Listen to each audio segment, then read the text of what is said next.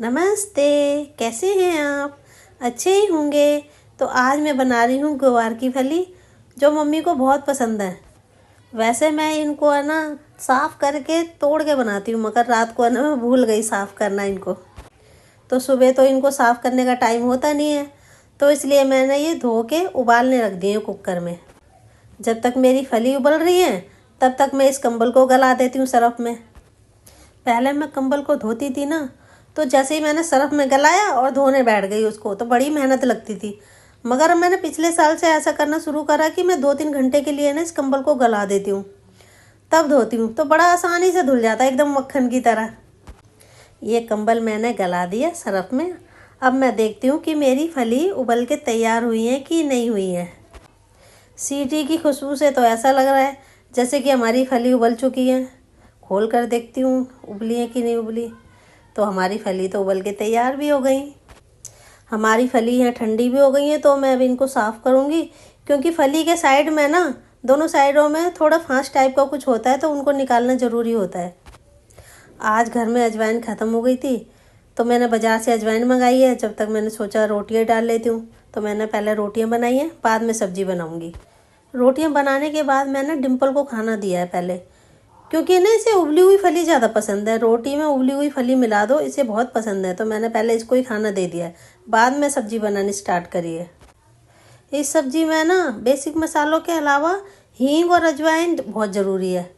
बड़ा अच्छा टेस्ट आता है इन दोनों को डालने के बाद। यहाँ पर मेरी सब्ज़ी भी बनकर तैयार हो गई है और मम्मी का खाने का टाइम भी हो गया है।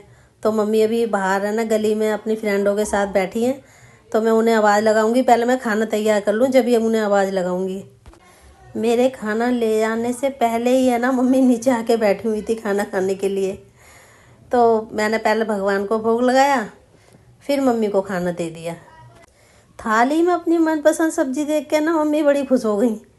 कह रही है तूने रात में तो साफ़ नहीं करी थी, दिन में इतनी जल्दी कैसे साफ़ कर ली।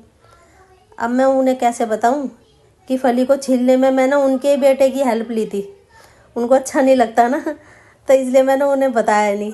मैंने कहा मम्मी मैंने खुद ही साफ़ करी है ये। मम्मी को खाना देने के बाद जब मैं ऊपर वाले घर में आई ना, तो डिम्पल इतनी मचल रही थी, क्योंकि इसने ना खीरे की खुशबू देख सूंघ ली थी। खीरे ना इसे बहुत पसंद है, और मैं मम्मी के लिए खीरे काट के ले गई थी। अब ये खीरे के लिए मचल रही थी कि ये मम्मी ऊपर आए तो मुझे खीरे खिलाएं। तो मैं ऊपर आई हूँ और इसको ना खीरे खिलाए हैं काट काट के। इतनी जल्दी खा रही है कि मेरे को काटने ही नहीं दे रही, फटाफट से लपक लेती है। चोटी भी मेरे को इसकी कई बारी करनी पड़ती है, क्योंकि खेलती है ना ये घर में, बच्चों के साथ भी खेलती है, बाहर घर में भी खेलती है, तो चोटियों को खोल लेती है। तो मेरे को है ना कई बारी इसकी चोटी बनानी पड़ती है दिन में। अब आती है हमारी कंबल धोने की बारी। देखती हूँ इसका मैल कट गया है कि नहीं। तो पानी तो गंदा सा लग रहा है, तो मैल तो कट ही गया है इसका। कंबल मैं कभी भी बाहर से नहीं धुलवाती, मुझे अपने हाथ के ही कंबल धुले हुए पसंद हैं। अब 1.5-2 महीने से बारिश हो रही थी, तो मैं कंबल धो नहीं पाई थी। अब थोड़ा खुल गया है मौसम, तो अब कंबल धो लेती हूँ एक एक करके। पहले मैं 4-4 कंबल धो लेती थी एक दिन में, और थकती भी नहीं थी। मगर भाई अब नहीं धुलते में से, अब तो एक दिन में एक ही कंबल धोती हूँ। बातें करते करते मेरा कंबल भी धुल गया। अब इस ब्लॉग को मैं यहीं ख़त्म करती हूँ। अगले ब्लॉग में मैं फिर मिलूँगी। बाय।